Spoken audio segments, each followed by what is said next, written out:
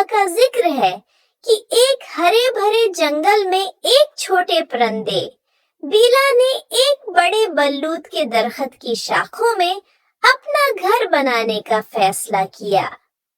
بیلا ایک چھوٹا پرندہ تھا جس کے نیلے رنگ کے خوبصورت پروں تھے اور اس کی خوش مزاجی بھری چہچہاہٹ سے فضا گونج اٹھتی تھی۔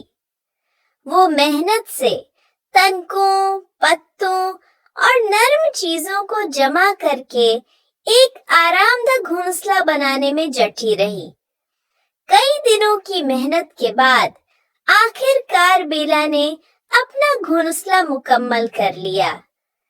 وہ خوشی اور فخر سے لبریز تھی اور اپنے نئے گھر میں آباد ہو کر خوشی سے گاتی رہی۔ گھونسلہ بہت خوبصورت تھا۔ ایک مضبوط شاخ کی کروٹ میں محفوظ طریقے سے بنایا ہوا تھا اور بیلا خود کو محفوظ اور مطمئن محسوس کر رہی تھی۔ ایک دن ایک شرارتی اور تجسس بھری لڑکی ایملی جنگل میں آ نکلی۔ ایملی کو گھومنے پھرنے کا بہت شوق تھا اور وہ اکثر اپنی شرارتی حرکتوں کی وجہ سے مشکل میں پڑ جاتی تھی۔ جب وہ جنگل میں اچھلتی کودتی ہوئی جا رہی تھی، اس نے بیلا کا گھونسلہ درخت کی اونچی شاخ پر دیکھا۔ ایملی کا تجسس غالب آ گیا۔ وہ درخت پر چڑھ گئی، شوق سے گھونسلہ قریب سے دیکھنے کے لیے۔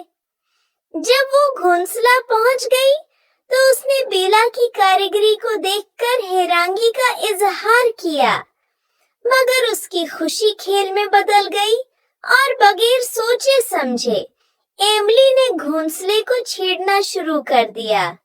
جلد ہی اس کے کھیلنے کی حرکتیں زیادہ سخت ہو گئیں اور گھونسلہ کھلنے لگا۔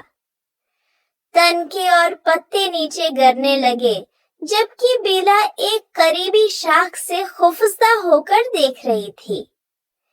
ایملی کا مقصد نقصان پہنچانا نہیں تھا، مگر اس کے اعمال کا نتیجہ تباہ کن تھا۔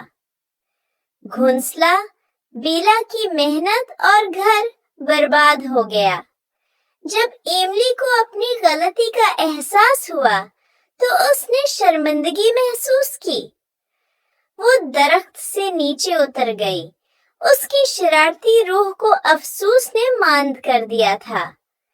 بیلا ادھر ادھر پھڑپھڑاتی ہوئی اڑ رہی تھی، دل شکستہ اور مایوس۔ اس کی چہچہاہٹ اب ایک غمگین دھن بن گئی تھی۔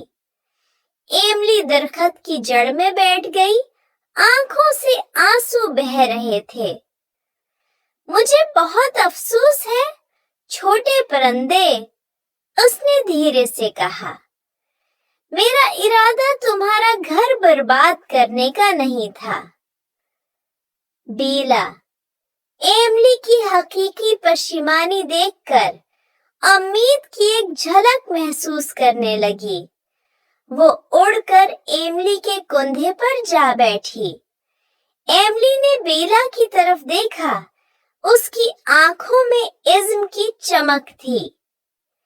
میں تمہارے گھونسلہ دوبارہ بنانے میں مدد کروں گی، اس نے وعدہ کیا۔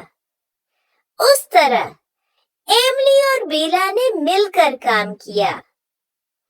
ایملی تنکے اور پتے جمع کرتی رہی، انہیں احتیاط سے وہاں رکھتی جہاں بیلا اشارہ کرتی۔ دن بدن گھونسلہ دوبارہ شکل اختیار کرنے لگا، پہلے سے بھی بہتر اور مضبوط۔ اس تجربے سے ایملی نے نرمی اور خیال رکھنے کی اہمیت سیکھی، اور بیلا نے دریافت کیا کہ جب کچھ غلط بھی ہو جائے تو مہربانی اور تعاون سے کچھ خوبصورت دوبارہ تعمیر ہو سکتا ہے۔